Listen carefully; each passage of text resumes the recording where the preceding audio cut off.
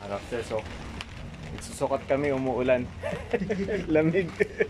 Hello mga ka-Dropsters, good morning. Kumusta kayong lahat? Hello mga ka-Dropsters, meron tayong bagong upload ngayon. Kasi yun yung videos natin ngayon na ginawa is yung ginagawa namin bago kami mag-drawing, bago kami gumawa ng specs. So yung paano kami nagsusukat. May mga videos din ako ditong clips na ginagawa namin nung nag-antay pa kami na dumating yung mga kasama namin sa Pilipinas. So binigyan kami ng chance ng company na tumulong doon sa factory to namin para maging actual yung experience namin sa mga ginagawa namin doon sa kabila. So, yung panoorin nila mga ka-Dropsters, sana magustuhan nyo yung ating videos na hinanda para sa inyo ngayon. So, yun mga ka-Dropsters, yung hindi pa nag-subscribe sa ating channel dyan, please do like, share, and subscribe my channel and click that notification bell para updated ka rin pag may mga susunod pa akong upload mga ka-Dropsters. Yun mga ka-Dropsters, kita-kits tayo hanggang sa dulo ng video na ito mga ka-Dropsters.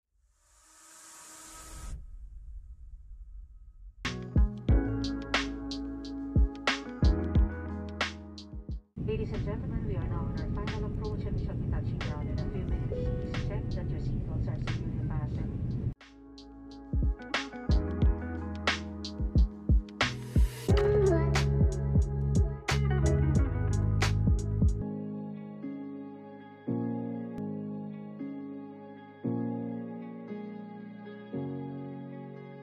Ano, si paring John.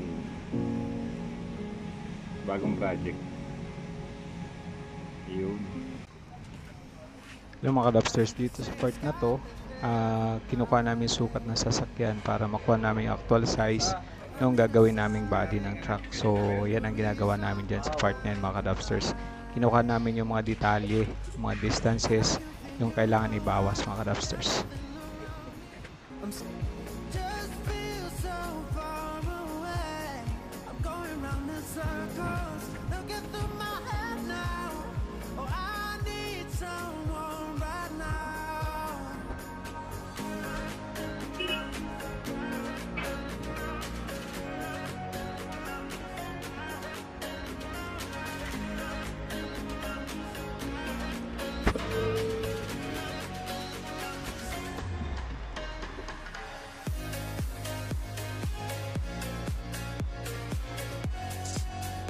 Guys, umuulan.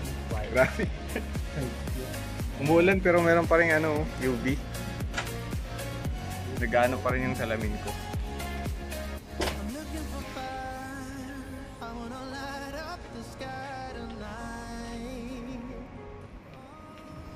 Sa part naman na to, nag-observe ako kay paring Louie kung paano i-install yung hydraulic system ng truck para i-apply ko dun sa drawing na ginagawa ko. Kasi para maging standardized ang drawing namin.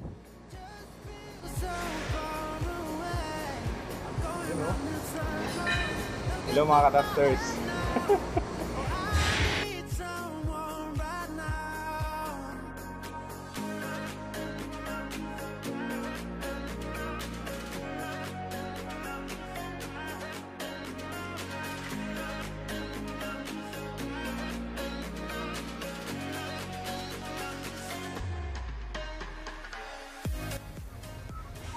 Ito naman mga ka-Dropsters yung Sabado na pumapasok kami doon sa pangalawang factory namin para ma-expose kami doon sa mga ginagawa doon, para ma-hands-on kami kung ano yung mga ginagawa namin doon sa aming mga drawings mga ka-Dropsters. So yan ang ginagawa namin tuwing Saturday. Yun, shout out kay paring Ramil. Yun, saka shout out kay paring Jan.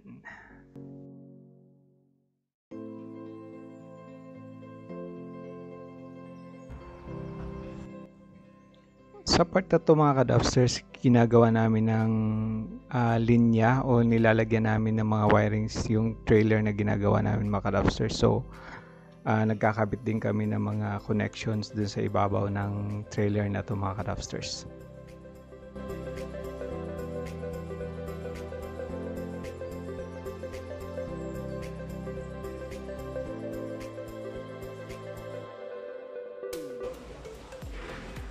Sa part na to mga ka-Dropsters, naglilinya kami ng wiring. Nilalatag namin hanggang sa dulo yung wiring dito sa trailer na ginagawa namin. So sa buong chassis po niya mga ka-Dropsters, nakalatag po yan yung mga wirings na yan. Medyo maselan mga ka-Dropsters, kaya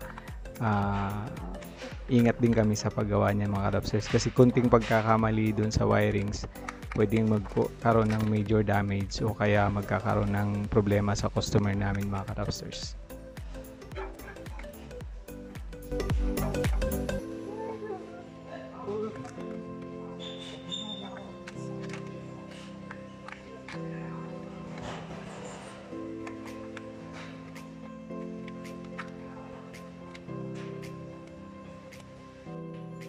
Sa part naman na ito mga kadapsters, ginagawa ko yung piniprepare ko yung air tank para dun sa air brake natin.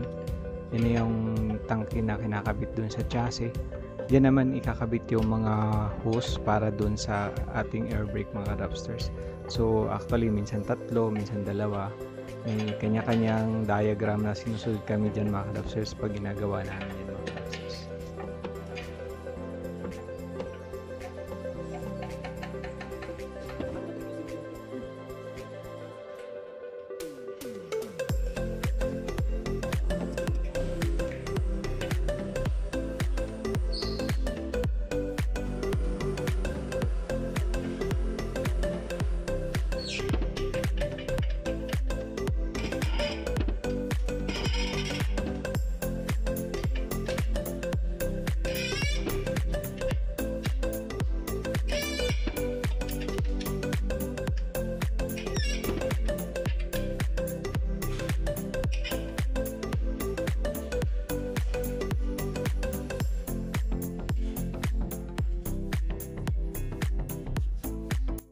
Yun, nagkita-kita din tayo hanggang sa dulo ng video mga kadapsters. So, sana nagustuhan niyo yung content natin buhay dropsman dito sa bansang Australia mga kadapsters.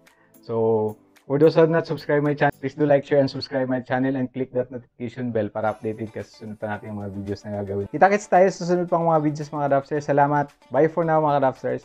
God bless everyone, lalo na sa ating mga kasamang OFW kung saan mga sulok ng mundo kayo naroroon. Sa ating mga pamilya sa Pilipinas, God bless. Bye!